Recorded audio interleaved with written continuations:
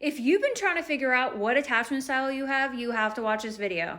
Because this makes it as easy as possible for you to figure out which attachment style you are. If you haven't heard of attachment styles, it is basically the way that you respond to your triggers. And the way that you respond to your triggers are going to be the patterns that you carry in your relationships and your friendships.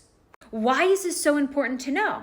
Because if you don't figure out this, you're not going to be able to get to this. And you need to be a secure attachment in order to have healthy relationships. Insecure attachments lead to unhealthy relationships. So let's walk through each and every one of them. And if you feel like you can relate to it, write it in the comments below. I'm so curious if there's a lot of my followers who are anxious or avoidant, or maybe secure.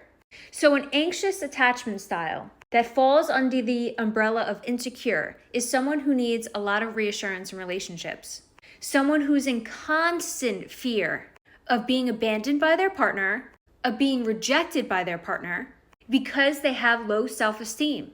So what does this look like? This is going to be someone who has a hard time regulating their emotions. They're going to have a lot of negative self-talk about themselves. They're going to have very poor boundaries. They're going to feel jealous a lot. They're going to be suspicious a lot, and they're going to overanalyze every situation. They're going to be over-reliant on their partner for their emotional needs. They're going to need constant validation. All of these things are the way that they cope with their triggers. What is their trigger? Their trigger is not feeling good enough. Their trigger is feeling like they're going to be abandoned, because abandoned would let them know that they're not good enough. So to summarize an anxious attachment style, this is somebody who feels deep down inside like they are not good enough. And so that the way that they cope with this emotion is through control. I'm going to try to control and cope with this emotion of not feeling good enough through being jealous, through being suspicious, through overanalyzing things, through not having boundaries. Because maybe if I do all these things, maybe I'll know that I'm good enough. Next is avoidant attachment. I can relate to this attachment style very much. They are overly independent.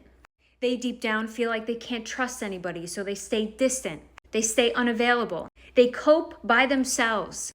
They avoid conflict. They suppress their emotions. They're overly critical about others and maybe themselves.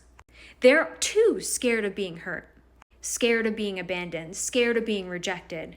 They too fear that they are not good enough. They don't ask for help, and they need a lot of space. This individual too has a deep feeling that they are not good enough, but the way that they cope with this feeling is not through reassurance.